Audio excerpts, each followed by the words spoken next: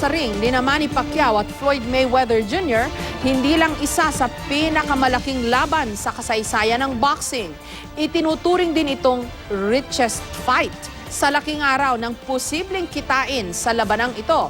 Tumitingin na ng mga ari-ariang mabibili sa Amerika si Pacman. Kabilang sa mga gusto niyang bilhin ang mansyon na dating pag-aari ni J. Lo o ni Jennifer Lopez sa Beverly Hills. May report si Connie Sison. Ang tinaguriang Fight of the Millennium laban kay Floyd Mayweather Jr. na siguro ang maituturing na pinakamalaking laban sa 20 taong boxing career ni Manny Pacquiao.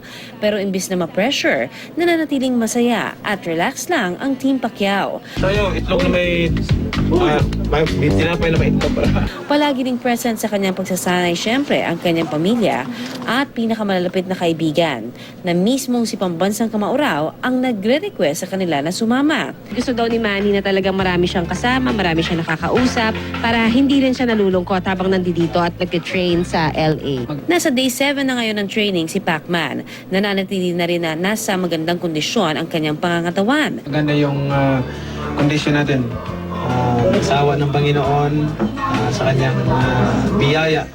Binigay palagi sa atin sa araw-araw, lakas ng katawan, pagprotekta sa atin. Bagay na kanyang pinagpapasalamat sa Diyos araw-araw. At sa tuwing matatapos ang kanyang morning routine, tila fiesta na ang sunod na eksena sa kanyang bahay sa Los Angeles. Bukod sa pinakamalaking laban sa boxing, ang bakbakang Pacquiao at Mayweather din ang sinasabing richest fight in history.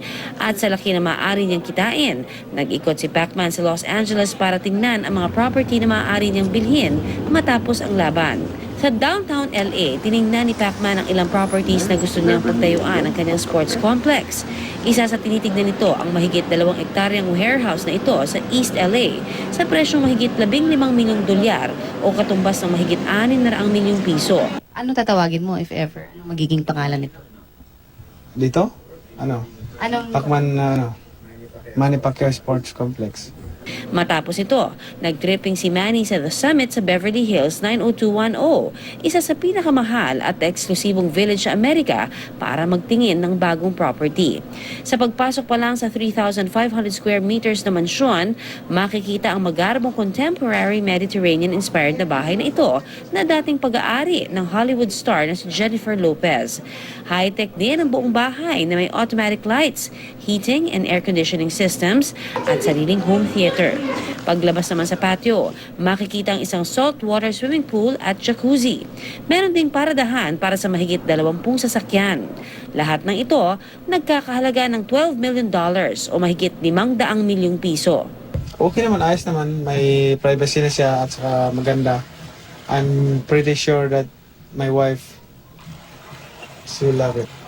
Samantala, tuloy naman si Floyd Money Mayweather Jr. sa kanyang pag-iensayo sa kanilang gym sa Las Vegas.